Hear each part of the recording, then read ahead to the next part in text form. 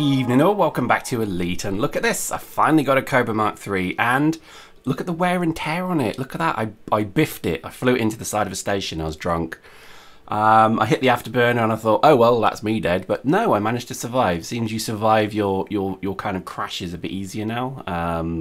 Anyway, it's pretty good. Look, so yeah, got a Cobra Mark III, gonna show you how I got it as well, which is probably only about 3 hours of grind. It wasn't even grind. It was just sit there, sort of go there, do this. It was, I guess it was a bit grindy, but either way, I now have my Cobra Mark III, which is my go-to ship. And look, I've got my wireframe skin as well. My celebratory 30 years of Elite wireframe Elite thing. That cost me £10. 10 whole pounds. That's like 2 pints. But I bought it because I really wanted it. I just sat there and I kind of pined over it, and then they did that really sneaky trick where they said, you know, it will be removed from purchase soon, and it will no longer be available. And I was like, you know, mashing buttons like a whirlwind of Cheeto dust that I was. I just had to buy it, so I bought it, and it's pretty cool. I like it. So yeah. But look, we've got a Cobra Mark III now. And I've been doing it, I've been playing the game to the point where I think certain things have changed. Trading no longer makes money. Okay, so I'm going to let that sink in a minute. Trading is actually pretty bad now, whereas you compare it to the bulletin board, that is now pretty much your go-to point for money. And I'll show you what I'm doing. Let me just, what I thought I'd do is just quickly have a look at what I can purchase here. Because I'm not a big fan of, well, not a big fan of any of those guns, that's for sure. I do like gimbalized because I am a flippin' cheat. But look, I don't think people realise this. You can now basically convert your internal compartment space. So what I've done here, for example, oh, I can't do it, but I've got rid of the discovery module. Not that I'm just not bothered about exploring yet, so I think it's pretty cool. It's strange I can't buy anything here. Anyway, so you now have the ability to modify your internal cargo. So look, I've got 28 tons of cargo on this, and it's only supposed to have 16, so that's pretty cool. You can obviously customize your ship. It does make it heavier, so you have to bear in mind the where is it, the jump range, so just bear that in mind. So fully laden, running at 9.5 light years, but either way, that's not bad. And as you can see, I'm earning good money here. Let me show you how I'm doing it. So right back to our front screen. Refueling this thing is expensive. I don't know why it's so flippin' expensive. Like driving a V8 everywhere. But what I'm doing, and it's just as simple as this, is I've been running the delivery missions. I know, a bit boring, but it's actually not too bad because you do get to see the whole map. The whole, you know, the whole range of star systems. But what I'm doing is I'm being very careful. So for example, you know, that, let me find one. That is a terrible mission there. 1,446 credits is a load of flipping flannel. You're not going to bother with that one. But look at that. More gold light transport required, and how much cargo space? 6. Now, what I generally do is I pick up a number of them and basically run with them. So I'll do, you know, if I'm going to Morgor, you know, you simply do not walk into Morgor. I would then look for other missions going to Morgor, if that makes sense. Now, certain systems, like currently we're in Dahan Gateway, this is a bit of a junction, so you'll actually have missions to many places. But if you go to Aolin, you'll find that pretty much a lot of the missions go to 1 or 2 different systems, and then you can do 5 or 6 of these missions, maybe in a row. You can do it. You can just accept every single one, particularly ones that have no cargo. So you'll have certain ones like, let me see if they've got one here, probably that one. Yeah, so no hold space required. So again, the time limit, when it runs out, it just disappears. There's no penalty, observably, from doing this. So you could just take that, and you know that next time you're there, as long as it's going to be in the next 46 minutes, you'll have that little bounty waiting for you. So that's what I did. I just went from system to system in the hauler, just getting certain ones. But now I've got the Cobra Mark III, I can now do the mega missions. Now, there aren't any at the moment. So here's a little tip. Look, I'm just going to close this. You'll see it was 80405. So now if I go back in there, every 5 minutes the bounty board refreshes. Did you know that? It took me a bit of working out as well, but now the bounty board refreshes, I should have different ones here. So there we go, look, totally different ones. And I'm looking for ones which are quite big. I'm not seeing any, but you get ones that are like 50 to 60,000 credits to do a large-ish delivery. Sometimes they're over 30 units of stock, in which case you can't really take them, but quite often most of them are under 28, so this Cobra can do them. So a single trip can earn you 50 grand, which is about as good as trading was back in the day, you know, with say half a hold of a Type 6. So because they've reduced or cut in half by size most of the ship cargoes now, you can certainly get them back up there, but not near as where they were. You now need to look at how to make money from other way. But look, I mean, you know, you can make a lot of money from this bounty board. I think this is definitely the go. This has got to be the go-to point. So let me just find someone. So that's again, be careful what you do, because this one is a fetch mission. So I don't want to do fetch mission. I want to do easy delivery missions, which are things like this. But again, the pay is not so good, so you'd need to do 2 or 3 of them. So seeking non blah, blah, blah. These are ones where people just want coffee and tea. So once you've got a mega ship, just load coffee and tea and you'll do quite well. I think actually none of these are particularly good. Let's see, what's that one?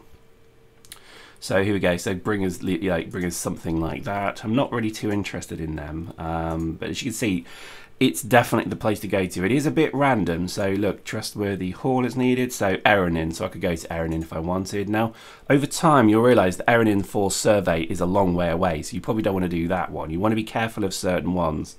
Maya Stellar Research in, I think, I can't remember where that is, but I'm always wary of that one because it's a very long way away. So, you know, you start to build a little bit of a kind of mind set on what to do, and I think sometimes sometimes you will shit out. You won't have what you want. There won't be the one waiting for you, but then you just have to wait 5 minutes, go make a cup of tea, go and have a wee, and come back, and you'll find that actually there'll be a whole new set of missions there. So I'm pretty impressed with it, I must admit. I think definitely there's much better ways to make money now than trading. Trading was a bit samey. And I think once people got a trade route, they just they ping-ponged back and forward like some crazed ping-pong player. And I think that kind of was a bit sad because you miss out on so much more. So I think definitely consider trying something different. And I think certainly what I showed before, which is going to the nav beacons, looking for wanted people, killing them, is great. And I think the Cobra Mark III embodies that. It could do both of those. So I'm going to fit this out to have a really good offensive fit, but also be able to carry cargo. So basically all I need is this ship. So as long as I've always got insurance money to buy this ship again, I'm always going to have the ability to come to the bounty board and do missions. So I'm quite happy about that. I think that's really the desire that I had with the game, was just to be able to do kind of everything. A multi-purpose ship, certainly the Cobra Mark III is. So I think we'll probably pick 1 or 2, then we'll just get on our way. I guess we could wait. In fact, might as well wait. But let me just have a quick look at certainly some of the other things in the station. I've noticed, obviously, that bonds and the security office are different things now. I'm just going to quickly explain what I've found. So post in the comments if you agree with this. When you go into the conflict zones and you pick a side, so you have obviously green and red enemies and friends. When you make kills there, you'll get a lot less money. So you'll get, like, I got a kill bond from killing a Cobra of 200, or is it 350 credits, and it was given to me as a combat bond. Okay, and I'll come back to that. The next one was when I was at my nav beacon killing dudes for bounties. I got then given a bounty, but I noticed when I died, because I had like a number of bounties and then I died, I lost my bounties. So I think bounty hunting means you've got to stay alive.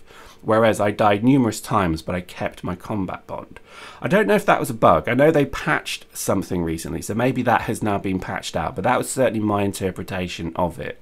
So I think, definitely post in the comments if you know that to be true or false. I think certainly as well, when you come to like the commodities market, one thing I've noticed is just everything is being, look, that's exactly what I'm talking about. Everything is being purchased and sold just like crazily. There's no supply anywhere, and I don't know if that's Frontier Development deliberately doing that to make people not trade, or if it's just there's so many people trading like crazy to get their money up.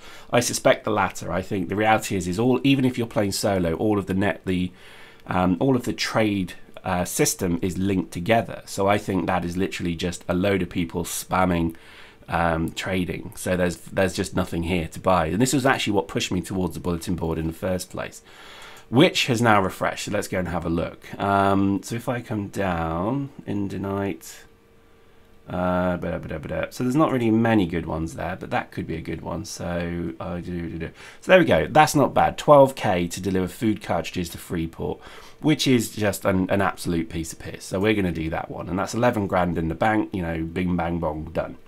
And what I'm going to do is just check there's no others. So these are going to Freeport. So let's just have a look. Freeport. Trustworthy haulers. No, as you can see, when the sort of more popular systems, they're all going in one direction. And so there's Primus, Azaban Orbital. Yeah, so I think that's pretty, unless that's one. Yeah, so as you can see, they were going to pretty much one per different station, which kind of sucks. But let's go and get this stuff delivered. So I've now got them in my cargo hold, and you'll see they're logged as haulage. But bear in mind, that's a bit sad, and 2 out of 28. That's pretty sad. Now I could do a trade mission alongside this, but again, I don't have anything. I can't buy anything here. This station is bereft of products, like a supermarket in the middle of a fire sale, stroke hurricane, stroke earthquake, stroke zombie popular, sort of plague. There's bugger all to buy here. It is pretty bad. So I think trading is pretty dead to me now. Plus, I don't really want to trade. I think if I've got the ability to run these kind of missions and earn good money from them, once I've got this ship armed, and I think I only need to run a few more, I think quite honestly I'm going to just go and do a bit of combat missions as well. So where am I going? LP98132. Rolls off the tongue, doesn't it? There we go. Thank God for the Cobra is all I could say, because its range is lovely. Now you can upgrade your engines as well. I'm going to start looking into that because that's just awesome. I can't wait to do that stuff. But it's looking like you can customize your ship to do pretty much multi-role things. I'm quite excited to do some experimentation with that. I'm also quite excited to do some experimentation with silent running and smuggling. That's going to be something I'm really looking forward to. I'm not too sure it's going to work for me, but hey, you never know. Just a couple of comments. Somebody was saying that my system performance, look at that, as I jib through the warp. My system performance is about as comical as a... Am I trying to run this on a Raspberry Pi? Somebody said. Yes, very funny, thank you very much. I'm running it on an old GTX card, but the thing is, bear this in mind, I'm running this game on a PC that was probably, I don't know, I bought it maybe 5 years ago, and I buy parts and I just fit them.